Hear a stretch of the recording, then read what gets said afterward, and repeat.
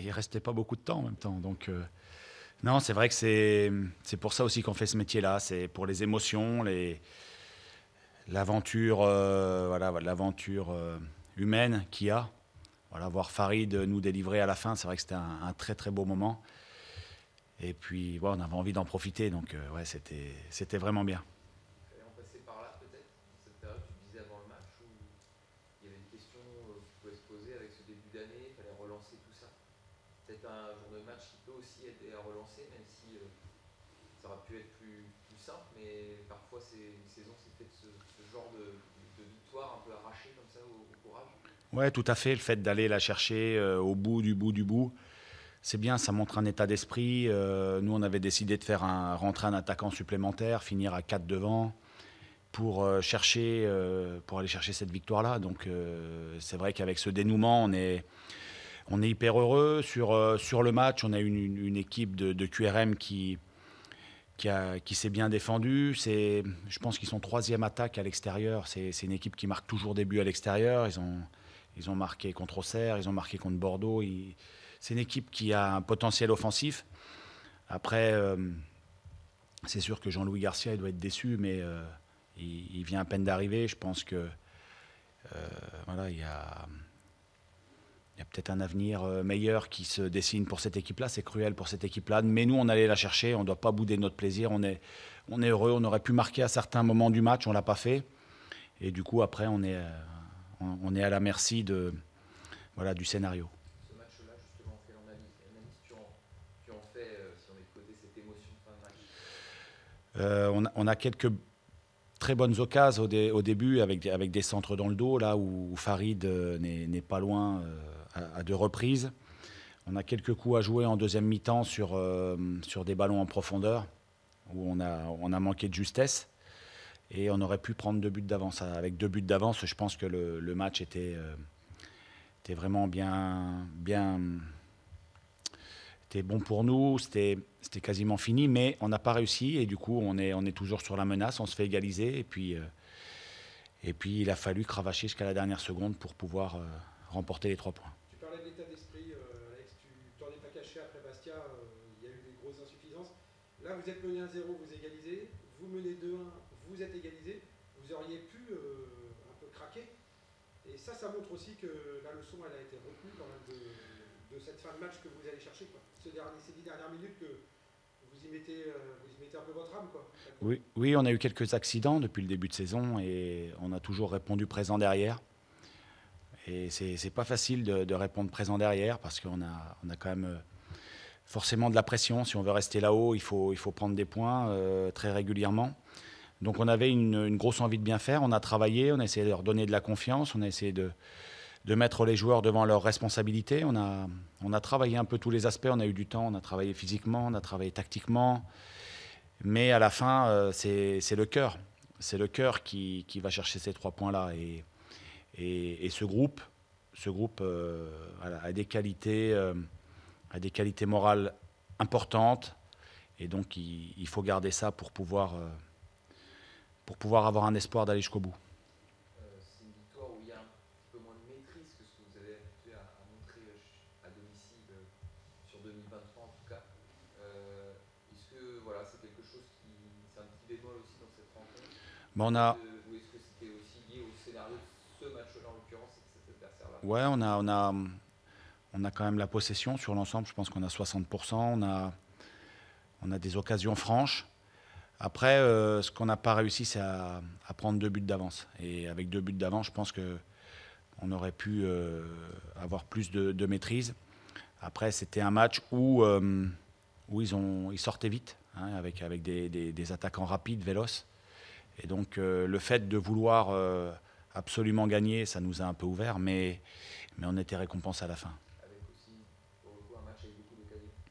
Il y a eu des occasions des deux côtés, mais pour vous notamment, le match Oui, de Bastia, sans doute que tu en es sorti frustré parce ouais. il manquait aussi, bah, tu le disais, pas mal voilà, de courses vers l'avant, Ouais. etc. Là tu as retrouvé ton équipe à ce niveau-là, en tout cas sur voilà, l'allant offensif. Quoi. Bah, Bastia, il manquait à peu près tout. Et ce soir, on voulait aussi donner une réponse par rapport à ça. On avait demandé aux joueurs de tenter plus, Et à l'image de Farid, on a tenté, donc je suis content pour lui. C'est un garçon qui a les qualités de percussion et il faut qu'il s'en serve. Voilà, donc on a réussi à réagir sur ce match-là, on gagne. Alors le scénario, il est beau pour nous. Maintenant, il faut s'inscrire dans la durée.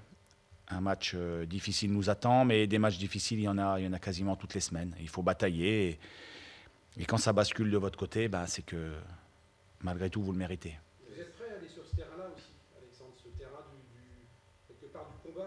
Quentin l'a dit, quand vous n'avez pas de maîtrise, vous avez autre chose. Et ça aussi, c'est dans votre bagage et ça va vous servir. Ça peut je dirais, ça doit vous servir. Ça fait partie des qualités indispensables pour le haut niveau. Il faut savoir souffrir, il faut savoir jouer dans les temps forts, dans les temps faibles. Et donc ça, on a retrouvé des valeurs. Je parlais de fondamentaux, voilà, qu'on n'avait pas eu la semaine dernière. Donc par rapport à ça, c'est bien. Donc évidemment que dans l'analyse, il y aura encore des choses à revoir, comme toutes les semaines. Mais c'est ces 3 points qui nous font beaucoup de bien. Jean-Mathéo n'était pas dans le groupe. Il est venu voir ses partenaires avant le match. Son maillot a été brandi par Imad aussi. Ça sent le départ. Comment toi tu accueilles cette nouvelle et la suite aussi, c'est ça aussi qui compte. Forcément, en tant qu'entraîneur, quand on perd un joueur de cette qualité-là, évidemment que c'est pas évident. C'est pas évident pour moi, évidemment, puisque voilà, Jean-Mathéo nous apporte beaucoup. Après, c'est la vie du football aussi moderne. Jean-Mathéo, on n'arrive pas à le retenir. Il va aller dans un plus grand club que nous. Et en tout cas, je lui souhaite le meilleur parce que c'est un garçon avec qui j'ai adoré travailler. Adoré, voilà, c'est le terme. Parce que toujours de bonne humeur, toujours à l'écoute, toujours à mettre en application ce qu'on voulait faire. Et c'est un garçon qui progresse énormément parce que c'est quelqu'un d'ouvert, quelqu'un d'intelligent, toujours le sourire. Et voilà, je voulais lui tirer un grand coup de chapeau parce qu'un garçon comme ça, de cet âge-là, une telle maturité, avec les qualités intrinsèques qu'il a et tout le travail qu'il fournit, c'est du pain béni pour les entraîneurs. Donc je lui souhaite vraiment le meilleur pour la suite. Et je pense qu'il peut aller très très loin. C'est une arme en moins que tu as su utiliser en première phase, que tu n'auras plus. Ça veut dire que ça t'oblige aussi à une réflexion forcément un peu différente dans tes entrants, dans tes rotations. Je pense que le club s'interroge. Le club dans son ensemble s'interroge pour chercher à trouver une solution en interne, en externe. Et évidemment que le départ de Jean-Mathéo, pour nous, même s'il ne commençait pas tous les matchs, il en a commencé quelques-uns, mais à chaque fois qu'il rentrait, il était quasiment déterminant. Donc il va falloir réfléchir. Mais en tout cas, je suis content pour lui et pour lui, c'est malgré tout une progression. J'aurais préféré que ce soit dans 6 mois, mais en tout cas, c'est comme ça et il faut faire avec et surtout pas se plaindre et continuer à avancer. Pour le coup, Farid a fait le match complet. Souvent, c'était ça la stratégie un peu. Il y a eu 1 heure de Farid et puis la dernière demi-heure de Jean-Mathéo pour finir le travail. Et il est allé au bout. C'était aussi finalement presque un test parce qu'on nous l'avait dit ce jour-là aussi qu'il soit capable aussi de faire 90 minutes. Il l'a fait et puis il a marqué à la fin. Et puis c'est lui qui marque à la fin, donc c'est super. C'est super. Après, Farid, c'est aussi quelqu'un qu'on gère pour qu'il puisse nous apporter sur toute une saison. Et une saison, c'est un marathon, c'est 38 matchs. Et il a souvent des petits pépins parce que c'est quelqu'un qui prend énormément de coups, c'est quelqu'un qui est véloce, qui va toujours de l'avant. Donc voilà, c'est quelqu'un... voilà, on essayait de gérer au mieux son temps de jeu pour pouvoir l'avoir quasiment à tous les matchs. Et là, depuis le début de saison, il n'a quasiment rien loupé. Donc on est content par rapport aux saisons précédentes. C'est vraiment une très bonne chose. Juste pour les solutions que tu envisages, les solutions externes via recrutement, est-ce que l'idée c'est de reprendre un joueur du même profil que Jean-Mathéo, alors peut-être avec des qualités un peu différentes, mais du même type de joueur dans l'idée, un peu poste pour poste, ou est-ce que la réflexion est un peu plus large que ça? Donc, en tout cas, ton point de vue. Bah déjà, trouver exactement le même, c'est pas évident. Après, c'est aussi question de moyens. Et évidemment que on a vendu un joueur, c'est bien pour le club, pour pérenniser un peu l'ensemble. Mais pour trouver le même, on n'a pas les mêmes moyens, bien évidemment. Donc voilà, il va falloir être malin, intelligent, essayer de trouver la bonne solution. Et puis en interne aussi, on a des arguments. Donc il faut réfléchir, pas se précipiter non plus. Alors il ne reste pas énormément de jours, mais pas se précipiter pour ne pas faire d'erreur.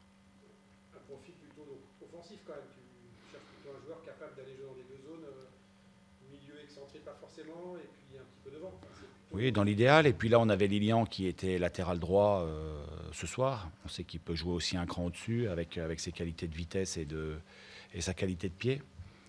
Voilà. Pendant la Coupe d'Afrique, c'est vrai qu'on a une arme en moins devant parce que Lilian, on l'utilise un peu en dessous. Voilà, mais il faut faire le point et puis essayer de trouver la meilleure solution possible. On va réfléchir.